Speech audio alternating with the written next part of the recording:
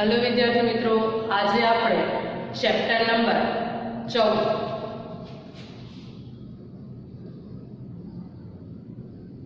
आंकड़ा शास्त्र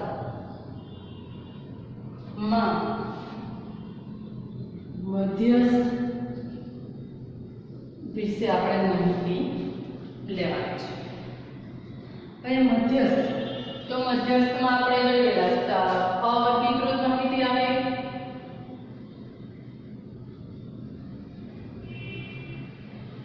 અને બીજી આવશે વર્ગીકૃત।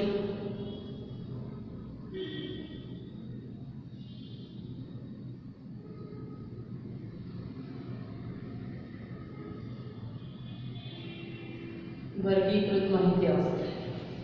अवर्गीकृत माहिती એટલે કે 1 2 3 4 5 એક આંકડા અલગ અલગ આપેલા હોય એને અવર્ગીકૃત માહિતી કહેવાય। વર્ગીકૃત માહિતી એટલે 1 થી 10 तो 1 થી 10 એ 10 સંખ્યાની અંદર સમાયેલી હોય તો આવી જે માહિતી હોય તેને વર્ગીકૃત માહિતી કહેવાય।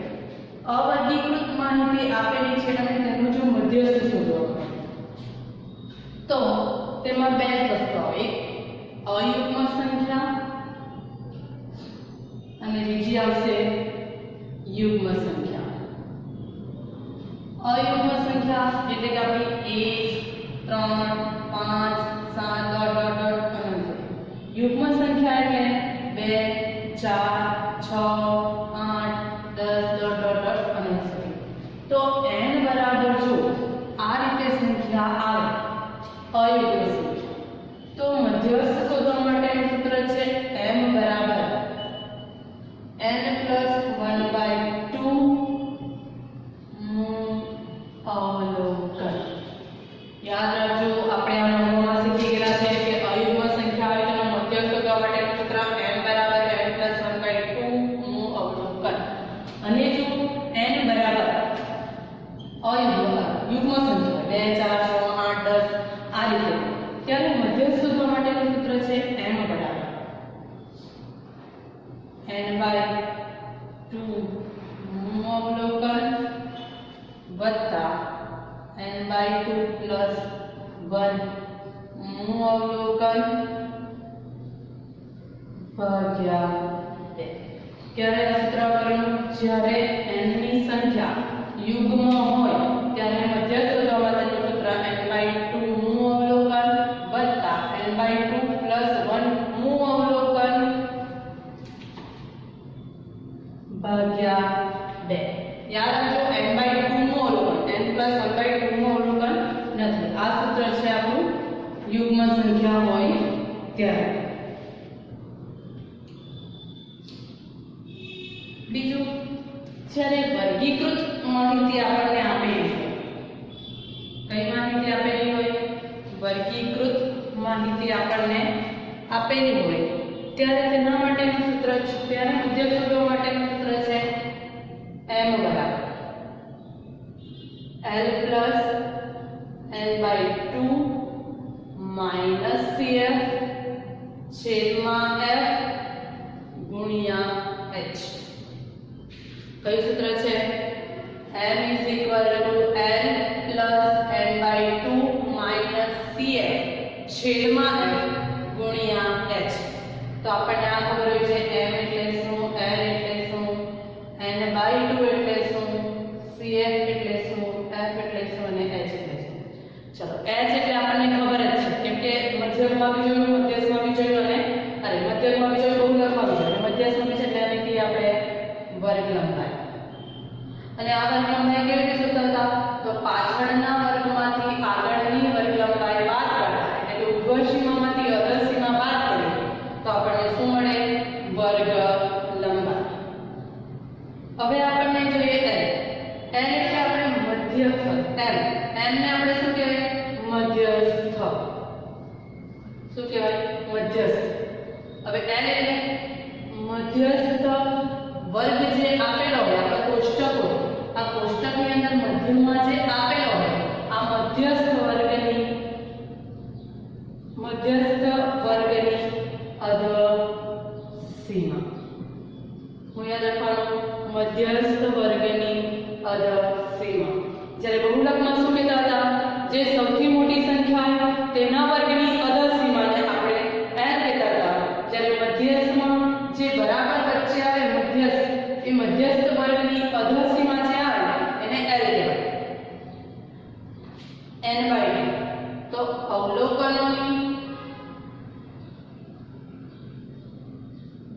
કુલ સંખ્યા છે, આ કુલ સંખ્યાને 2 વડે ભાગવાનું, તો એ આપણા n/2.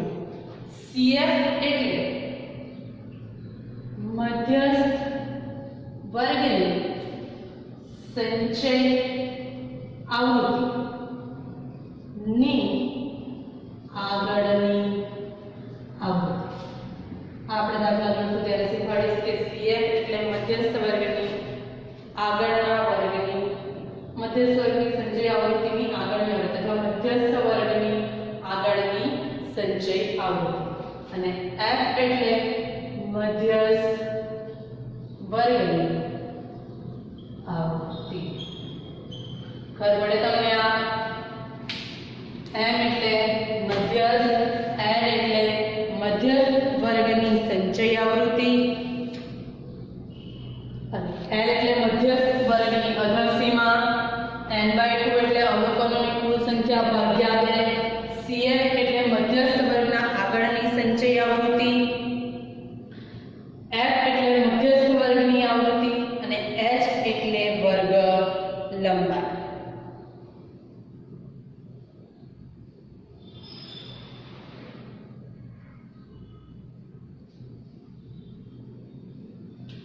હવે આપણને એ ખબર હોવી જોઈએ કે સંચય આવૃત્તિ એટલે શું. તો સંચય આવૃત્તિ એટલે શું? તો કોઈ પણ વર્ગ, આપણને વર્ગ આપેલા છે, વર્ગની બાજુમાં આપણને આપશે આવૃત્તિ, તો પહેલી જે આવૃત્તિ છે એ પછીની જે બી આવૃત્તિઓ આપેલી છે તો એ બધી આવૃત્તિઓના સરવાળાને વર્ગીકૃત માહિતીમાં કોઈ પણ આપેલ વર્ગની આવૃત્તિ તથા તે વર્ગની આગળના તમામ વર્ગોની આવૃત્તિના સરવાળાને આપેલ વર્ગની સંચય આવૃત્તિ કહેવામાં આવે છે. હવે આપણી પાસે બે વસ્તુ છે, થી ઓછા પ્રકારનું સંચય આવૃત્તિ વિતરણ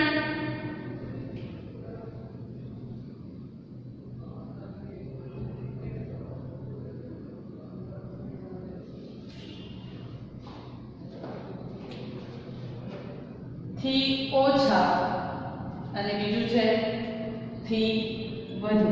આ બે પ્રકારની સંચય આવૃત્તિ આપેલી. ધારો કે આપણે કીધું છે 10 થી ઓછા,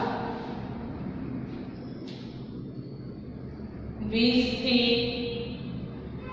ઓછા, 30 થી ઓછા, 40 થી ઓછા, 50 થી ઓછા. આવી રીતે આપણને આપેલું છે. એના અંદર આપણને આવૃત્તિ આપેલી છે 8, 15, 18, 6 અને 3. હવે આ જે છે એનું જો આપણે સંચય આવૃત્તિ શોધવાની, તો સૌથી પહેલા તો આપણે એનું કોષ્ટક બનાવવાનું. 10 થી ઓછામાં કેટલા છે? 8. તો 20 થી ઓછા, 20 થી ઓછા ઉપર 10 છે એટલે આટલા થવાના 10 થી 20. 30 થી ઓછા તો કેટલા થવાના? 20 થી 30. કારણ કે ઉપર કેટલા હતા? 20 થી ઓછા, અહીંયા 30 થી ઓછા છે એટલે કેટલા છે? 40 થી ઓછા. 40 થી ઓછા એટલે ઉપર 30 છે તો 30 થી 40 અને અહીંયા કેટલા બની જવાના? 40 થી 50. ઉપર 10 થી ઓછા રાખો તો પણ ચાલે અને 20 માંથી 10 જાય તો કેટલા બચે? 10. તો અહીંયા વર્ગ લંબાઈ કેટલી આવી જોઈએ? 10. જો વર્ગ લંબાઈ 10 થી ઓછા એટલે 10 કરવાના, વર્ગ લંબાઈ 10 લાવવા માટે કેટલા લખવું આપણે? 0. એટલે 10 માંથી 0 જાય તો જ કેટલા આવે? 10. ખબર પડી? આથી ઓછા બનાવવા હોય ત્યારે વર્ગ બને આ રીતે. અને આવૃત્તિ, તો આવૃત્તિ છે. હવે આપણને આનો હોવાનો સંચય. તો સંચય આવૃત્તિ થી ઓછામાં વધુ હોય તો આપણે જેમ હોય તેમ 8, 8 માં 15 ઉમેરવાના, પછી આપણે જે સરવાળો આવે એ સરવાળામાં 18 ઉમેરો, જે આવે એ સરવાળામાં 6 ઉમેરો, જે આવે એમાં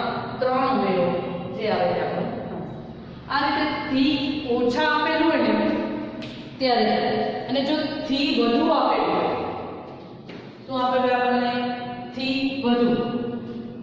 વધુ આપેલું હોય તો આપણે સંચય આવૃત્તિ મેળવવાની હોય તો સંચય આવૃત્તિ આપણને થી વધુમાં આપેલી જ હોય અને આપણે આવૃત્તિ મેળવવાની હોય તો ઉપરથી નીચે જે આપેલું 50 હોય તો 50 માંથી નીચેની સંખ્યા બાદ કરવી પડે એટલે જ્યારે દાખલા ગણીએ ત્યારે મેં તમને શીખવાડ્યા કે થી ઓછા અને થી વધુ પ્રકારના સંચય આવૃત્તિ જો શોધવી હોય તો તે કેવી રીતે મળે.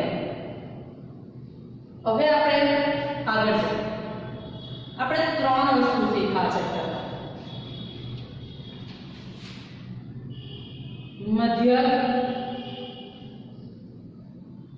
મધ્યસ્થ અને ત્રીજું આપણે જોયું બહુલક. હજુ મધ્યસ્થ દાખલા આપણે ગણવાના બાકી છે પણ આપણે મધ્યસ્થ શું છે તો જોઈ ગયા છે. મધ્યસ્થ અને બહુલક આ મધ્યવર્તી સ્થિતિમાનના ત્રણ માપો છે. તો મધ્યકને આપણે શેના વડે દર્શાવીએ x બાર. મધ્યકને શેના વડે દર્શાવીએ કેપિટલ M વડે અને બહુલકને શેના વડે દર્શાવીએ કેપિટલ Z વડે. તો આ ત્રણે ત્રણ જો એક સાથે આવે ત્યારે બને એક સૂત્ર બને છે. કયું સૂત્ર છે તો તે સૂત્ર છે બહુલક માઈનસ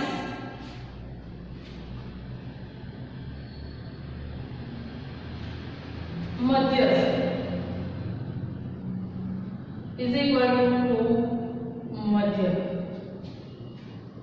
મધ્યસ્થ કેટલી વાર આવશે સોરી સૂત્ર છે બહુલક is equal to 3 ટાઈમ મધ્યસ્થ માઈનસ 2 ટાઈમ મધ્યસ્થ. તો આપણે લખીએ બહુલકને શેના તરીકે લખીએ z મધ્યસ્થને m એટલે 3m માઈનસ 2 મધ્યસ્થને x બાર. તો આપણી પાસે આ ત્રણને લગતું સૂત્ર છે z બરાબર 3m માઈનસ 2x બાર. આ સૂત્રનો ઉપયોગ કરવાનો અથવા આપણે એમ બી લખી શકીએ 3m z એમ બી લખાય 3m z આ માઈનસ છે બચે તો પ્લસ 2x બાર. આ સૂત્ર તરીકે પણ લખી શકીએ ને જો x બાર રાખવું હોય તો પ્લસ 2x બાર માઈનસ છે બચે તો પ્લસ થઈ ગયું તો 3m ના તો 3m છે આ પ્લસ છે બચે તો માઈનસ. આ રીતે પણ મોસ્ટલી આપણે આ સૂત્રનો ઉપયોગ કરીશું z બરાબર 3m માઈનસ 2x બાર. ખબર પડ્યા તમને? હવે આપણે આગળ જઈએ એને આધારિત આપણે દાખલા ગણીએ.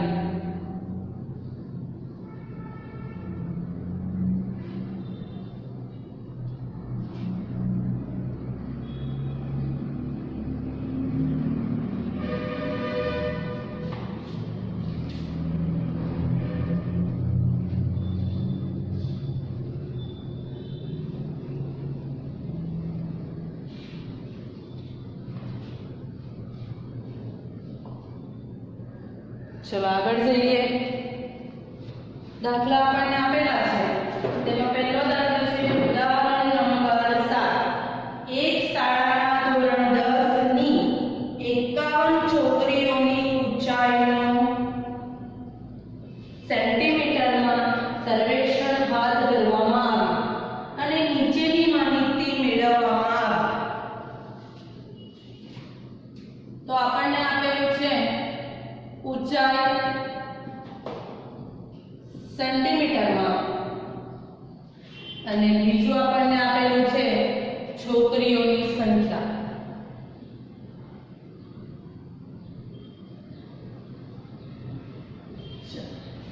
ઊંચાઈ છે 140 થી ઓછી.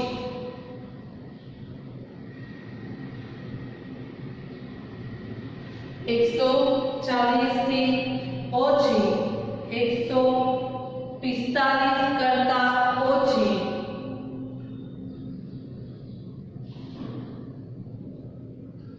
150 કરતા ઓછી 155 કરતા ઓછી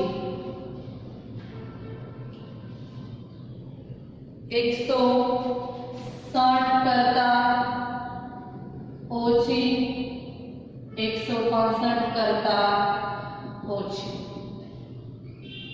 છોકરીઓની સંખ્યા આપણને આપેલી છે. છોકરીઓની સંખ્યા છે 4 11 29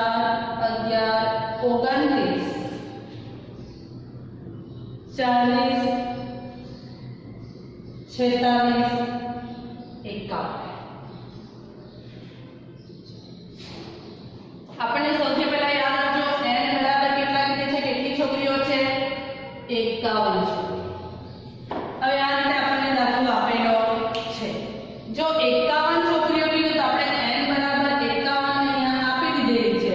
તો આ જે છોકરીઓની સંખ્યા છે એ આપણી થઈ જશે સંચય આવૃત્તિ. કઈ આવૃત્તિ થઈ જશે? સંચય આવૃત્તિ. જેને આપણે શેના વડે દર્શાવીએ? CF. આ આપણું ત્રીજું ખાનું થઈ જશે CF. પણ આપણે આના આધારે કોષ્ટક બનાવવું પડશે. તો સૌથી પહેલા કોષ્ટક બનાવવા માટે લખવા પડે ઊંચાઈ સેન્ટીમીટરમાં.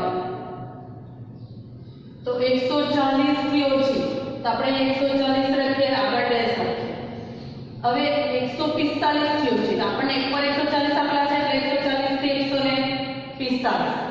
150 થી ઓછી, તો ઉપર 145 આપેલા છે એટલે 145 ડેશ 150. પછી નીચે 155 થી ઓછી, તો 155 પહેલા કોણ આપેલું છે? 150 એટલે 150 માઈનસ ડેશ 155. નીચે 160 આપેલા, ઉપર 155 છે તો 155 ડેશ 160. નીચે 165 આપેલા છે, ઉપર 160 તો 165 અરે 160 માઈનસ 165. હવે ચલો 165 માંથી 160 જાય તો કેટલા બચે? 5.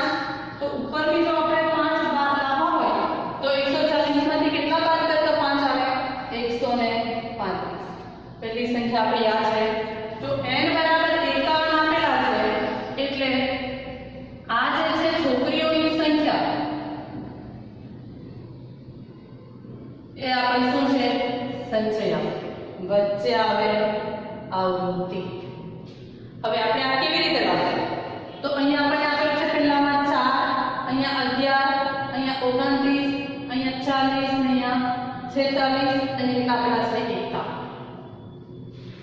હવે આપણે લાવવાની છે આવૃત્તિ. તો આવૃત્તિ લાવવા માટે સૌથી પહેલા તો આ જે સંખ્યા છે એની એજ મૂકી દેવાની. કેટલી છે? 4. 11 માંથી 4 બાદ કરો. 11 માંથી 4 જાય તો કેટલા આવશે? 7. કેટલા આવવાના? 7. 29 માંથી 11 બાદ કરો. 9 માંથી 1 જાય તો 8 અને 2 માંથી 1 જાય તો 1. 40 માંથી 29 બાદ કરવાનું છે. 10 માંથી 9 જાય તો 1. અહીંયા રહી ગયા 3. 3 માંથી 2 જાય તો 1. 46 માંથી 40 બાદ કરો તો 46 માંથી 40 બાદ કરતા કેટલા આવશે? 6. કેટલા આવવાના? 6. અને 51 માંથી 46 બાદ કરો તો કેટલા આવશે? 5. કેટલા આવવાના? 5. આ આપણો કોષ્ટક રેડી છે.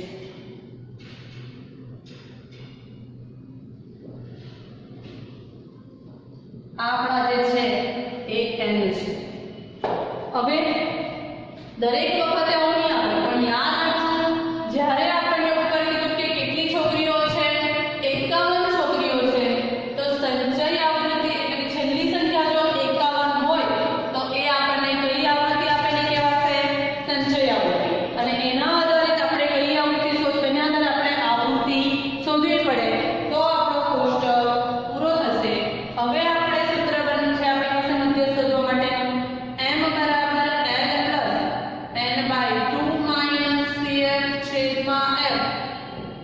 ગુણ્યા h છે. હવે આપણને જોઈએ l n/2 cf f અને h. સૌથી પહેલા આપણને અહીંયા n/2 મળી જશે. n આપણી પાસે કેટલા છે? 51. તો 51 ભાગ્યા 2. ચલો 51 ભાગ્યા 2 કરીએ. 2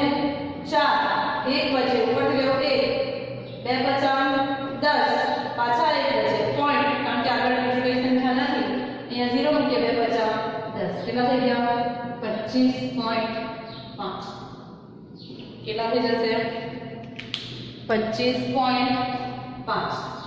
હવે આપણને જોઈએ હવે L શોધવા માટેની બે રીત છે. L બે રીતે આપણે શોધી શકીએ.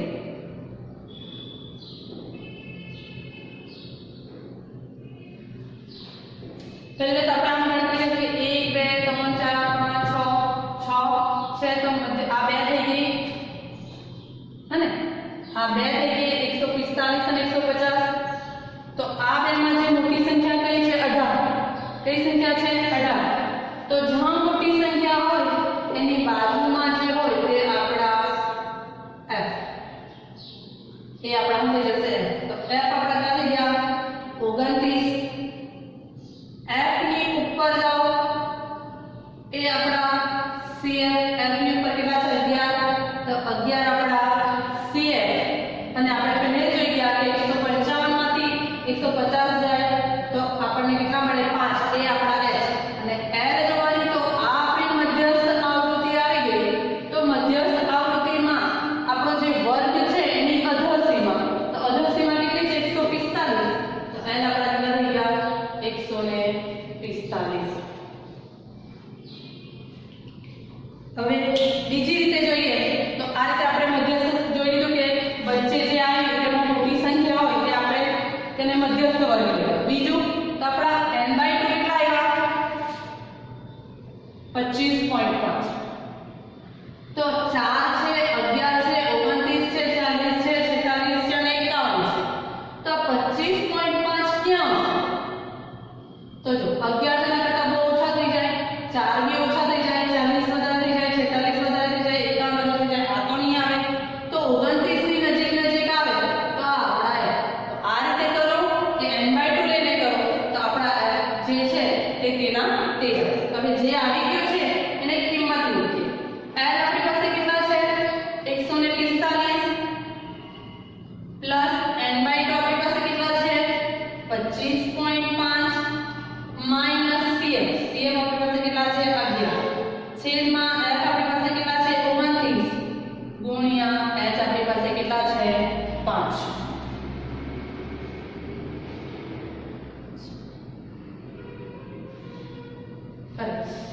એક મિનિટ આપણે 29 f આપણા કયા છે આવૃત્તિ વાળા. f આપણી પાસે કેટલા છે 18 એટલે f આપણા કેટલા થશે 18. યાદ રાખજો આ આપણી સંચય આવૃત્તિ છે એટલે સંચય આવૃત્તિ અને કહેવાશે f આપણા કોણ થવાના 18. f આપણા કોણ થશે 18. ચાલો લખીએ 145 વત્તા પોઈન્ટ પછી કઈ નહીં મળે એટલે આપણે કેટલા થશે 25.5 માઈનસ કરવાના 11.0. 5 માંથી 0 જાય તો 5, 5 માંથી 1 જાય તો 4, 2 માંથી 1 જાય તો 1.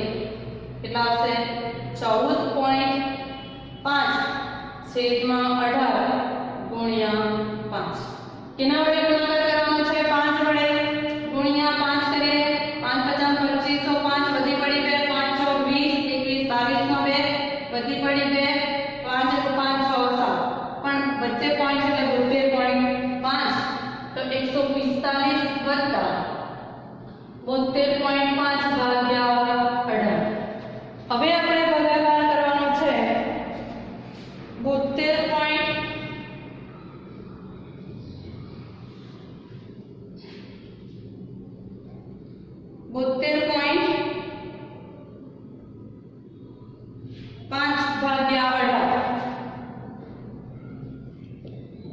18 છે 18 14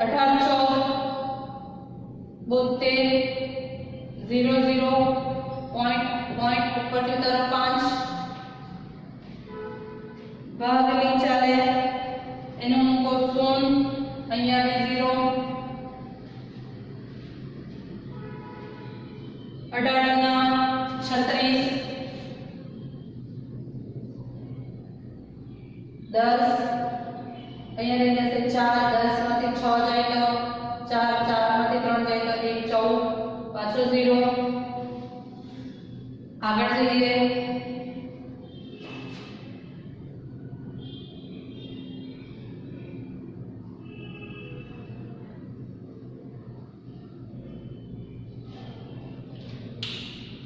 18 એકુ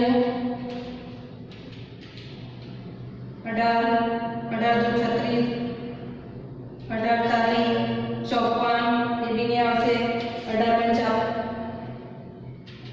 18 પંચા 90, એ બી ને આવશે 18 6 108, 18 7 126, 18 18 144.